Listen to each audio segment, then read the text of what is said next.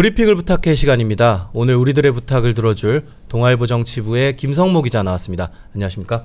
안녕하세요. 네, 김 기자 어제 국힘 경선 취재하느라고 어제 하루 종일 바빴겠습니까? 예, 저희 팀 모두 정신없는 하루 보냈습니다. 네, 그래서 국힘 주제부터 오늘 다뤄볼 텐데 첫 번째 이슈 전해주시죠. 네, 첫 번째 이슈는 최후의 4인입니다. 네, 어제 국민의힘 4강 대진표가 나왔어요. 네, 3강으로 꼽혀온 김문수, 한동훈, 홍준표 후보가 무난하게 4강 문턱을 넘었습니다. 나머지 한 자리를 두고 안철수, 나경원 후보가 경쟁하는 구도였는데요. 안철수 의원이 마지막 티켓을 차지했습니다. 오늘 후보 4명이 미디어 데이를 갖고요. 내일과 모레 상대를 지정해 1대1로 맞붙는 맞수 토론이 치러집니다. 그리고 이번 주 토요일 4자 토론까지 진행하게 되는데요. 이후 27일부터 이틀간 선거인단 투표와 국민 여론조사를 거쳐 2명을 뽑게 됩니다. 1차 컷오프에선 100% 국민 여론조사로 실시됐는데요. 2차 경선부터는 당 선거인단 비중 50%, 국민 여론조사 50% 비중으로 득표율을 집계하게 됩니다. 네, 당초 김문수, 한동훈, 홍준표 이 3명은 어느 정도 예상이 됐는데 마지막 카드에 안철수 의원이 들어갔네요. 그렇습니다. 어제 오후 6시 40분경 국민의힘 선관위가 4명을 발표했는데요.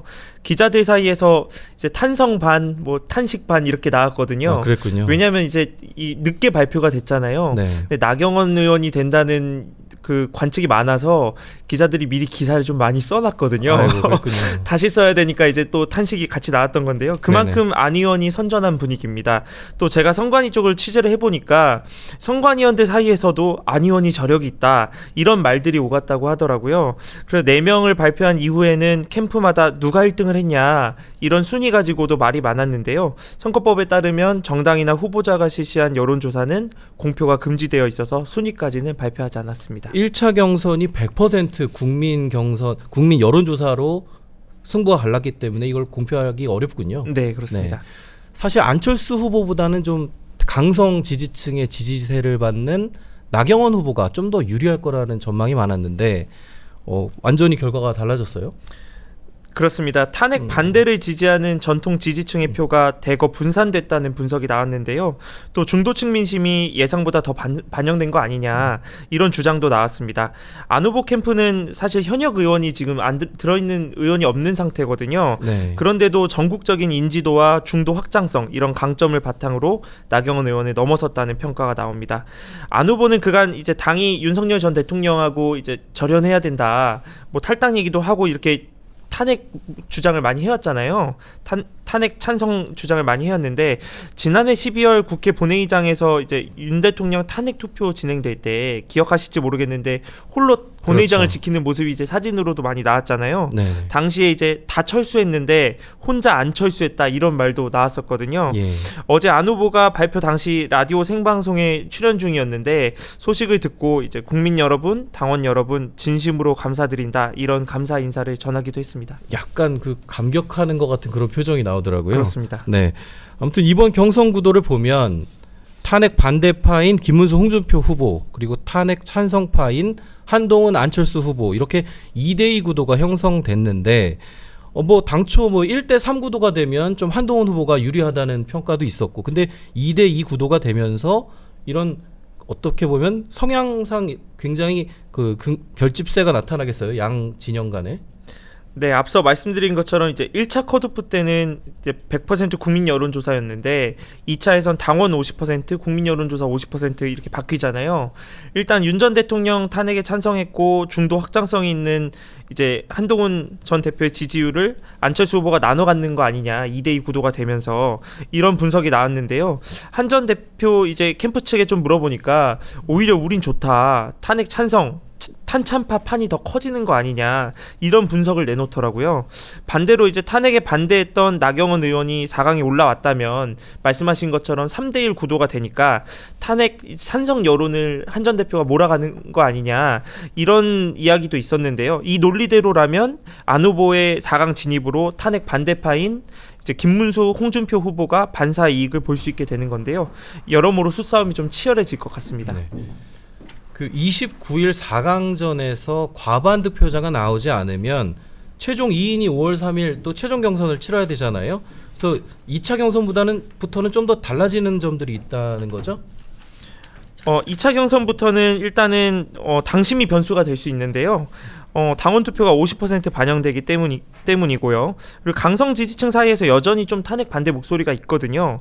그리고 동시에 이제 탄핵 찬반을 떠나서 민주당 이재명 전 대표를 이길 후보가 누구를 우리가 밀어야 되냐 이런 여론도 좀 보이고 있어서요. 이제 전략적으로 당원들이 어떻게 움직이는지를 좀 살펴봐야 할 것 같습니다. 그래서 뭐 민주당 후보로 이제 이재명 후보가 유력한 상황인데 양자 대결 여론조사 추이도 어떻게 나오는지 좀 같이 봐야 될 것 같습니다. 네. 분명히 지금 한덕수 권한대행 대망론도 이 국힘 경선에 영향을 줄 거란 전망이 나오거든요. 좀 어떻게 보십니까? 당 안팎에서는 지금 한덕수 빅텐트론이 계속 이야기가 나오고 있잖아요. 한덕수 권한대행의 출마를 요청하는 의원들이 한 50명 가량 된다 이런 뭐 보도도 많이 나왔었고요. 김문수 전 고용노동부 장관이 한덕수 권한대행과 빅텐트도 가능하다 이렇게 열어둔 상태이기도 하기 때문에 또 김 전 장관을 이 부분을 염두하고 지지하는 의원들이 꽤 되거든요. 예. 그래야 이제 빅텐트가 수월하게 열릴 테니까요. 이 부분을 좀 관전 포인트로 열어둬야 될 것 같습니다. 4강전을 앞두고 이제 경선 주자 간의 1대1 토론이 이루어져서 굉장히 수싸움이 또 치열하다고 해요. 네, 당장 캠프에서는 이제 누구와 우리가 이제 1대1을 해야 좀 유리하냐 네. 이런 고민을 되게 많이 했거든요. 뭐 기자들한테도 우리가 누구랑 해야 좀 유리할 것 같냐 이런 걸 좀 물어보기도 하더라고요. 그럼 이제 최종적으로 이제 어느 후보와 붙느냐까지를 염두에 두고 그럼 우리가 이제 누구와 1대1 토론을 해야 마지막 최종에서 누구와 붙게 돼 유리할지 이런 것까지 좀 열어둔 건데요. 네네. 여기서도 좀 한덕수 빅텐트론을 이야기를 하더라고요. 그래서 한 캠프 관계자 이야기를 들어보니까요. 최종 2명의 김문수 후보가 들어가면 한덕수 출마를 촉구하는 의원들이 다 김 후보를 밀 거 아니냐. 그럼 좀 부담스럽지 않겠냐 이렇게 이야기를 하더라고요. 그렇군요. 네, 두 번째 주제 넘어가 보겠습니다. 네, 두 번째 이슈는 속전속결입니다. 속전속결이라고 하면 빠르게 뭔가를 진행한다고 하는 건데 이재명 전 대표 재판 얘기죠? 그렇습니다. 더불어민주당 이재명 전 대표 이야기인데요. 1심 유죄가 2심에서 무죄로 뒤집힌 이 전 대표의 공직선거법 사건이 대법원 전원합의체에서 최종 판단을 받게 됐는데요. 대법원은 이 전 대표의 공직선거법 사건 상고심을 2부에 배당했다가 곧바로 전원합의체에 회부했습니다. 조희대 대법원장이 대법관들 의견을 들은 뒤 전원합의체 심리 필요성이 있다고 판단해서 이같이 결정한 걸로 파악되는데요. 그 직후 대법원은 이 전 대표 사건의 첫 합의 기일까지 진행한 걸로 전해졌습니다. 좀 어려운 용어들이 많이 나오는데 전원 합의체가 뭐고 이게 향후 재판에 좀 어떤 영향을 펼칠지 좀 전망을 좀 해주시죠. 전원 합의체는 대법원에서 대법원장이 재판장이 되고 대법관 3분의 2 이상으로 구성된 재판부를 뜻하는데요. 통상적으로 전원합의체 회부는 대법관 4명으로 구성된 소부에서 의견 일치가 안 되거나 아니면 뭐 기존 대법 판례를 좀 바꿀 필요가 있을 경우 아니면 사회적으로 좀 중요한 의미 있는 사건에 대해서 결론을 내릴 때도 전원합의체 회부가 되기도 하는데요. 전원합의체는 조희대 대법원장과 13명의 대법관 중 이제 법원 행정처장을 제외한 12명이 참여합니다. 근데 이 전 대표 사건의 경우는 중앙선거관리위원장을 겸직하고 있는 노태학 대법관이 회피를 신청했습니다. 그러면 이렇게 전원 합의체 회부되면 이재명 후보의 선거가 좀 빨라지는 건가요? 아니면 오히려 더 늦어지는 건가요? 이 부분에 대한 관측도 좀 다양하게 나오고 있는데요. 일단 그동안 조희대 대법원장은 선거법 사건에서 1심은 기소 후 6개월, 2심과 3심은 전심 후 3개월 안에 선고해야 한다는 633 규정을 강조해 왔거든요. 이 규정을 따르면 이번 사건의 대법원 결론은 6월 26일 전에 나와야 됩니다. 그러니까 6월 3일 대선 이후가 되는 거죠. 그렇죠. 법조계에선 대법원이 그만큼 사건을 좀 속도감 있게 심리하겠다는 의지를 반영한 거 아니냐 이런 평가가 나왔는데요. 뭐 전원합의체 회부 결정이 이례적으로 빠르게 이루어졌다는 점이 좀 특이하다. 무죄를 선고한 항소심의 법리 판단을 좀 조목조목 따져보겠다는 뜻 아니냐 이런 관측도 또 동시에 나왔습니다. 그럼 만약에 지금 말씀해 주셨지만 6.3 대선 전에 대법원 선고가 나오면 그땐 또 어떻게 되는 겁니까? 상고 기각으로 무죄 판결이 확정이 되면 이재명 전 대표는 아무래도 사법 리스크를 좀 일정 부분 덜어낼 수 있게 되는 거고요. 대법원이 2심 판결에 법리 오해 등 이제 문제가 있다고 좀 본다면 파기의 고법으로 이제 돌려보내게 됩니다. 서울고법에서 파기환송심을 진행하게 되는 건데요. 만약 대선일까지 판결을 선고하지 못한 상황에서 이 전 대표가 대통령에 당선된다면 대통령의 불소추 특권을 명시한 헌법 제84조 논란이 재점화할 가능성도 제기되고 있습니다. 이재명 후보는 지난 민주당 경선에서 그야말로 90%에 가까운 압도적인 승리를 거뒀는데 그 여파 때문인지 굉장히 지난주도 그렇고 이번 주도 굉장히 조심스러운 행보를 하고 있는 것 같아요. 좀 어떻게 보시나요? 이 전 대표는 어제 재판 참석으로 별도의 공개 일정에는 나서지 않았고요. 대신 SNS를 통해 기후와 환경, 공공의료 공약을 발표하면서 정책 행보에만 집중했습니다. 그제는 금융투자협회를 찾아 간담회를 열었는데요. 발언 전에 혹시 말 실수한다고 또 꼬투리 잡힌다 이러면서 마이크를 아예 치운 채 이제 발언을 하기도 했거든요. 이번 대선의 공식 선거운동 기간은 다음 달 12일부터인데요. 선거법에 따르면 해당 기간 이외에도 확성 장치를 쓰는 건 이제 선거운동이 제한되고 있거든요. 예비 후보 단계에서는 좀 제한된다고 그러더라고요. 네. 직접 지지를 호소하지 않으면 기자회견이나 간담회에서 마이크를 써도 되지만 조심하고 또 조심하는 그런 모습을 보여준 겁니다. 네, 마지막 이슈로 넘어가 보겠습니다. 네, 세 번째 이슈는 짙어지는 대망론입니다. 한덕수 대통령 권한대행의 출마설이 지금 몇 주째 이어지고 있잖아요. 그래서 그런지 최근에 민주당이 다시 탄핵 카드를 또 꺼내들었어요. 네, 좀 견제를 다시 시작하는 모습인데요. 진성준 정책위의장이 어제 당 원내대책 회의에서 한 권한대행은 파면된 대통령을 대신해 국정과 선거를 안정적으로 관리해야 할 자신의 본분과 책임을 망각했다. 당과 국회가 결단해야 한다. 국무총리 탄핵소추를 즉각 추진하자. 이렇게 주장한 건데요. 노종면 원내대변인은 회의 직후 이제 기자들하고 만나서 진 정책위의장이 이제 혼자 고민하고 판단하신 걸로 안다 이렇게 좀 선을 그었는데요. 헌법재판소가 한 권한대행 탄핵 소추를 기각한 뒤로 그동안 민주당이 관련 발언을 자제하고 있었거든요. 그런데 또 이제 다시 한 권한대행 탄핵을 추진하려는 거 아니냐 이런 얘기도 또 나왔습니다.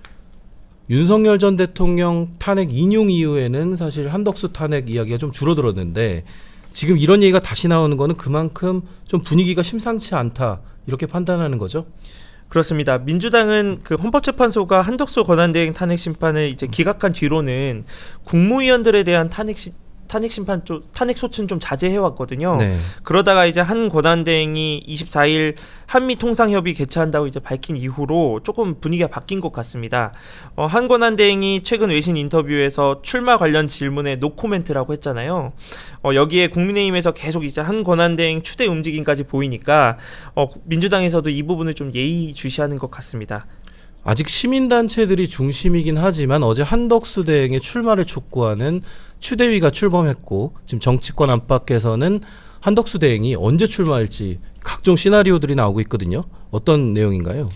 미국 워싱턴에서 한국과 미국의 그 재무통상 장관 간 2+2 협의가 열리는데요. 한국에서 최상목 경제부총리 겸 기획부 장관과 안덕근 산업통상자원부 장관, 미국에선 스콧 베센트 재무장관과 제이미슨 그리어 미국 무역대표부 대표가 참석합니다. 정치권에선 한 권한대행이 24일 국회에서 추경에 대한 시정연설이 예정돼 있거든요. 그날 밤에 한미 간 협의를 지켜본 뒤에 출마 여부를 결정하지 않겠냐 이런 관측이 나오는데요. 공직선거법에 따르면 공직자 사퇴 기한은 5월 4일입니다. 한 권한대행이 그전에는 출마 여부를 결정해야 되는 거죠. 이런 얘기들이 자꾸 나오는 거는 한 대행의 지지율이 지금 일부 여론조사에서 국민의힘 후보들을 넘어서고 있잖아요. 그런 문제 때문인데 국힘 내부는 좀 시끄럽겠습니다. 계속. 아무래도 국민의힘 대선 경선 주자 캠프에서는 좀 불만이 나올 수밖에 없는데요. 한덕수 출마론 때문에 경선 흥행이 안 되고 있는 거 아니냐 이런 불만이 나오는 겁니다. 한 캠프 관계자는 한 권한대행 출마 카드가 일찌감치 수면 위로 올라오면서 치열한 경선이 이제 벌어지지 않아서 흥행이 되지 않고 있다 이렇게 지적을 했습니다. 그리고 이미 나올 사람이 또 따로 있는데 그렇죠. 여기에 관심을 좀 갖겠냐 이런 불만인데요. 홍준표 전 대구시장은 기자들에게 한 권한대행 출마를 촉구하는 분들이 전부 민주당 분들이다. 한 권한대행을 출마시켜서 이재명 민주당 후보와 단일화하려는 거 아니냐 이런 불편한 심기를 드러내기도 했습니다. 이런 불편한 심기들도 있지만 적극적으로 단일화 얘기를 하는 국힘 주자도 있죠. 앞서 말씀드린 것처럼 김문수 후보는 한덕수가 아니라 김덕수 등 누구라도 이재명을 꺾는다면 힘을 모아야 한다. 이렇게 한 권한대행과의 단일화를 공개적으로 언급했었는데요. 한 권한대행 출마에 힘을 실은 인사들도 김 후보 캠프에 합류한 상황입니다. 뭐 예를 들면 박소영 의원 같은 경우가 대표적인데요. 국민의힘 이양수 사무총장은 한 라디오 인터뷰에서 우리 당으로 왔으면 좋겠는데 하는 그런 아쉬움은 있다. 한 권한대행이 갖고 있는 정치적 위치는 현 시점에서 함의가 있다. 그것을 전혀 무시할 수는 없다. 이렇게 의미부여를 했습니다. 네, 잘 들었습니다. 지금까지 동아일보 김성모 기자와 함께 얘기 나눠봤습니다. 다음 주에도 브리핑 부탁드리겠습니다.